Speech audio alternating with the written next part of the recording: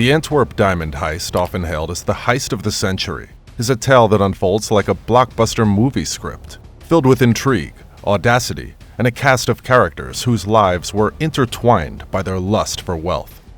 It was a crime that rocked the world, involving the daring infiltration of the impregnable Antwerp Diamond Center, a bastion that safeguarded billions of dollars worth of diamonds and other precious stones. This audacious feat, chronicled in the Guinness Book of World Records, stands as a testament to the insatiable appetite of those driven by greed and ambition. Imagine for a moment a realm where security is paramount, a domain where the mere thought of committing even a minor transgression seems futile. Much like Fort Knox, known for its impenetrable defenses, the Antwerp Diamond District is the equivalent sanctuary for diamonds. It is within this district that billions of dollars worth of these exquisite gems change hands annually. But it was on the 17th of February, 2003, that veil of invincibility was shattered as a daring robbery unfolded, forever etching its name in history. The Antwerp Diamond Center, a fortress reputed for its imperviousness, was guarded by a formidable array of security measures. This stronghold boasted not only a constant vigil by police and guards, but also 10 layers of defense, meticulously designed to thwart any attempts at intrusion. Infused with cutting-edge technology, the vault itself housed a Doppler radar, infrared surveillance, seismic sensors, a magnetic field, and a lock boasting an astronomical number of possible combinations. Yet, on that fateful day, the vault stood empty. Its contents vanished. The sheer audacity of the crime left seasoned law enforcement officers astonished. It was unbelievable, really, reflected Antwerp Police Detective Patrick Pays. The very notion that such a meticulously fortified center could fall prey to thieves was almost inconceivable. How could a building so well guarded be breached? This was the enigma that launched a global investigation. In the early hours of February 16, 2003, more than 100 million euros in diamonds, gold and other jewelry was stolen from a vault 2 floors underground here at the world-famous Antwerp Diamond District in Belgium. The suspects are thought to be a highly specialized team of illusionists known as the School of Turin. They managed to dismantle 10 layers of security, a lock with 100 million possible combinations, a Doppler radar and a seismic sensor. Now let us delve into the enigmatic figure at the heart of this saga, Leonardo Notarbartolo. Rewind to 2001 when this Italian master thief was drawn into a web of intrigue. A tempting offer of 100,000 euros lured Notarbartolo to evaluate the vulnerability of the vault, all at the behest of a mysterious collector with a penchant for the illicit. Notarbartolo had crossed paths with this collector before, having sold some of his stolen loot to this enigmatic figure. Little did he know that this seemingly innocuous assignment would be the catalyst for a chain of events that would culminate into the greatest diamond heist ever attempted. To execute his plan, Notarbartolo employed a brilliant ruse. He used a portion of the payment to secure a safety deposit box, cunningly using it as a guise to store a trove of his own pilfered treasures. This strategic maneuver granted him access to the vault, ostensibly for the purpose of accessing his safety deposit box. As he surreptitiously infiltrated the vault's defenses, Notarbartolo meticulously documented every security measure in place.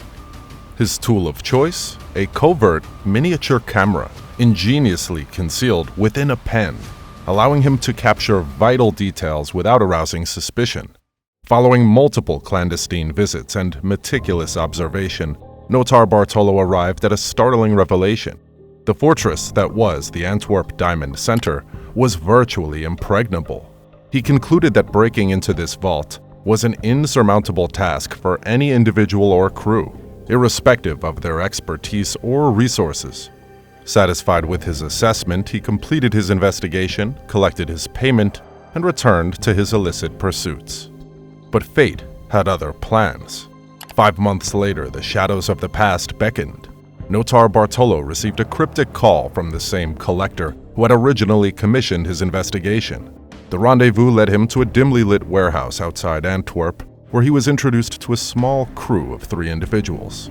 In the heart of the warehouse lay a meticulously replicated bank vault, an identical twin of the Diamond Center's key vault. Every minute detail of security had been painstakingly recreated, mirroring Notar Bartolo's earlier observations. As the pieces fell into place, the purpose of this assembly became clear. Notar Bartolo, alongside his trio of accomplices, was tasked with the audacious robbery of the Antwerp Diamond district itself. Within the warehouse's shadows, plans were hatched, strategies devised, and contingencies detailed. Notar Bartolo, once skeptical due to his previous proclamation of the vault's invincibility, was slowly swayed by the crew's resourcefulness. Solutions were devised for every challenge that lay ahead. The vault's intricate lock, with its astronomical number of combinations, was to be conquered by a masterful lockpicker and a discreetly placed hidden camera. The gauntlet of infrared heat sensors, light motion detectors, and seismic sensors could be navigated with the cunning use of women's hairspray and rudimentary electronics knowledge. The vault's colossal key posed no obstacle to their resident expert keymaster. Convinced by the crew's meticulous planning, Notar Bartolo agreed to join their ranks, with one condition: the privilege to select the getaway driver, a figure known only by the alias Speedy. The plan underwent intense scrutiny, with Notar Bartolo meticulously analyzing its feasibility. Assured in his assessment, he sealed his commitment with a handshake, ready to partake in history's most remarkable and daring diamond heist. However, this decision would ultimately prove to be his undoing. And now, the question that looms large: why was Notar Bartolo chosen for this elaborate scheme? What did his initial investigation into the vault hold in relation to this grand orchestration? This is where the enigmatic School of Turin takes center stage. Notar Bartolo was no ordinary criminal. He was a born thief. From his earliest days, he displayed an uncanny proclivity for pilfering, a trait that evolved into a lifetime of audacious criminal exploits. As he grew, so did his ambitions, transforming him from a petty thief into an international mastermind. Notar Bartolo's journey culminated in the establishment of the School of Turin, a syndicate of thieves, each possessing specialized skills and meticulous talents. Together they executed daring heists, amassing millions through meticulously planned crimes. By the time the Antwerp Diamond heist arrived, Notar Bartolo was in his mid-50s, exuding confidence forged through a lifetime of expertise. The genesis of the heist can be traced back to the collector, who had enlisted Notar Bartolo's initial investigation into the vault's security. Armed with the School of Turin's formidable expertise, Notar Bartolo masterminded a meticulously crafted plan to breach the impenetrable defenses of the Antwerp Diamond Center. Familiar with the vault's layout from his past dealings, he marshaled the school's resources to engineer a plan that would leave the world stunned. However, the heist was not without its unique challenges. Trading within the Antwerp Diamond district occurred only between Monday and Friday. By Friday afternoon, the valuable merchandise was safely locked away in the vault. Over the weekend, the center was monitored by a concierge, its security measures deemed sufficient to obviate the need for additional guards. This was the critical juncture the School of Turin capitalized on. Over that pivotal weekend, the heist was set in motion. Notar Bartolo and his crew meticulously executed their plan. On Monday morning, the employees returning to the Diamond Center were met with a shocking discovery. Over 100 million euros worth of diamonds and contents from safety deposit boxes had vanished without a trace. The execution of the heist read like a meticulously choreographed ballet. The culprits skillfully evaded every layer of security, leaving behind only baffled investigators and an empty vault. But, as with any crime of this magnitude, mistakes were made. During their escape, a moment of panic seized Speedy, compelling the gang to abandon a cache of tools, diamonds, money, and incriminating evidence in a Belgian forest.